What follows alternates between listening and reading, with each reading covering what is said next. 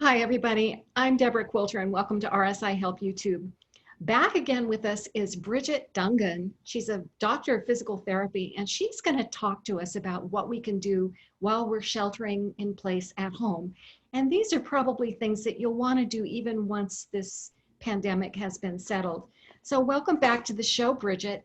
What should we know about taking care of ourselves when we can't get to our physical therapist? And actually, do you do Zoom lessons or sessions with people? Or maybe that's something that they could think about? Hi, Deborah. Thanks for welcoming me back. It's a pleasure to talk again. Yes, I do. And that's actually a lot of PTs now, since this pandemic has started, are seeing people virtually over Zoom. And it's been, I have to say personally, from my experiences, it has been very effective. At this time, people are safe at home. You might not want to go out, even though some places are starting to open. But you can certainly you can get advice, you can get exercise suggestions, and you can even be evaluated over Zoom by a physical therapist. Great. So let's say you have a relationship with your physical therapist and you want to do stuff on your own. What do you think that people need to particularly pay attention to now because we have this shelter in place in so many parts of the country and the world, actually? Mhm. Well, I would say now one of the biggest things is to stay active. That sounds hard when you're at home, and it also kind of depends on where you live. If you're in a big city, let's say like New York City or Chicago, it might be a little bit harder to get out. But I think getting outside is really important, even taking a walk, and that can be done safely.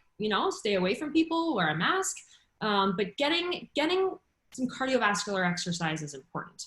And there's also plenty of things you can do inside the house. There's a lot you can do with body weight. And right now I'm just talking about general exercise, which is just good for the mind and body in general. There's plenty of things you can do at home. And a physical therapist can guide you through this. So that's where these Zoom PT virtual sessions have really been valuable. Personally, I've worked with with a bunch of people who've asked me, "Hey, how can I make my house a home gym? Like, I need a new routine." Because things change. People that are used to going to the gym and have their routines and have their elliptical machine or their leg press, you don't have that at home. So what can you do and what can you do safely? And that's where a PT can really help. And I'll ask you, what do you have? What do you have in your house? What, you don't have weights? Okay, do you have soup cans? You don't have resistance bands? Maybe you can order them, or maybe we just do body weight exercises. And we can be creative. You can figure it out at home. And keeping active is just so important. Like I said before, for mind and body, I think it helps. I know we're going to talk a little bit about sleep, but I think it helps for sleep at night. It helps to focus, and it helps just to deal with the stress of what's going on. Yes, keeping the blood flowing, I think, is really important also for healing, making sure that you're maintaining your healing level. And especially if people are working at their desks at home, I think it's really important to get up and move.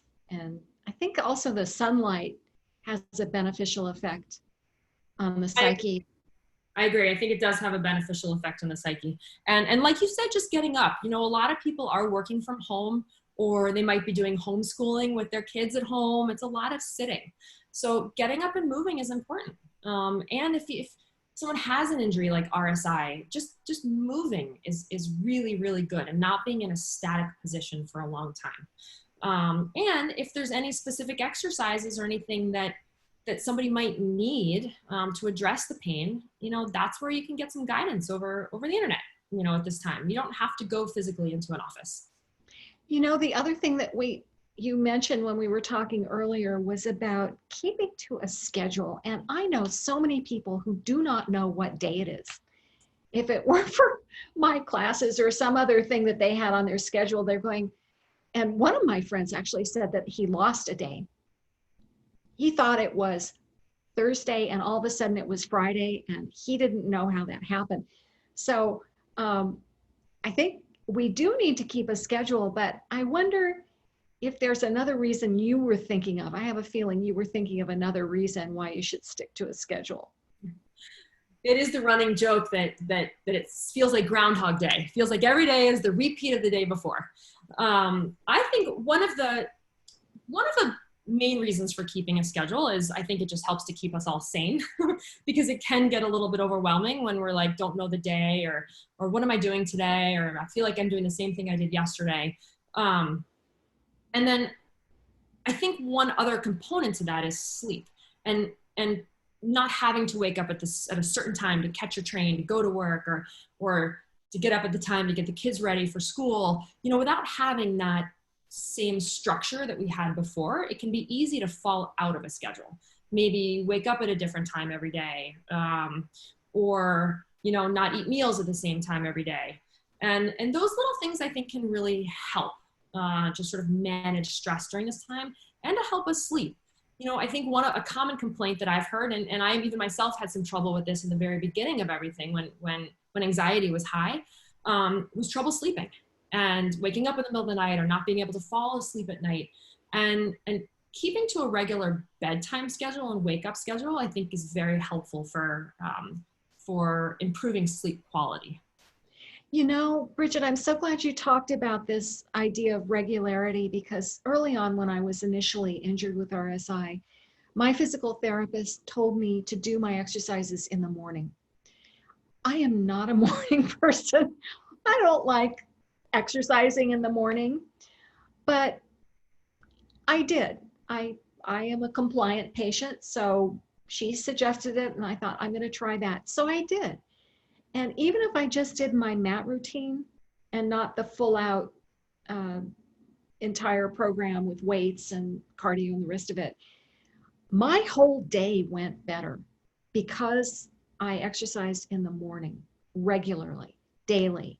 Every day I get on the mat, I do some certain things, and that helps me glide along and stay pain-free. So my theory, and I wonder what you think about this, but my theory is that you've prepared your body. It's like an athletic warm-up if you do your exercises before you engage in the very athletic activity of computing. I mean, using a computer is a highly athletic activity, even though people don't realize it. And I think you really need to be in condition to do it. So what do you think? I'm a fan of exercising in the morning. I think it's, everybody's different, but I would always recommend that people try it in the morning. It's a nice way to start the day. Exercise does release endorphins. You feel a little better. There's a feeling of accomplishment to start the day. And then more practically, if you don't do it in the beginning of the day, sometimes it's easy to be too tired later and not do it. So that's another reason why I would suggest doing it in the morning. Even like you said, if it's not the full routine, maybe part of the routine, just do some of it. And to your point of working at a computer is actually an active activity for parts of your body. Preparing for that, doing some exercises for your shoulders, for your posture, helps you to be in a better position. Your posture muscles are more activated when you sit down at that computer. You're probably going to be more likely to sit up straight and sit with good posture. So I definitely recommend trying it. Thank you. And you just said the magic word to me. I'm a posture queen. I love anything to do with good posture. I'm always telling people, if you want a happy life, have good posture. You'll be happy for the rest of your life. So anything else you want to add? Because otherwise, I think you just gave us some wonderful ideas for coping with the pandemic. I want to thank you so much for coming onto the show and sharing your great wisdom with us and your good advice. Yeah, thanks for having me. This is great. I'll just second what you said about the importance of posture. I think it just helps our mood. I think it's an injury prevention to maintain good posture. So it's, it's something to check in with a few times during the day. So. All right. Thank you so much, Bridget. And thanks everybody for watching. Please subscribe. We'll see you next time.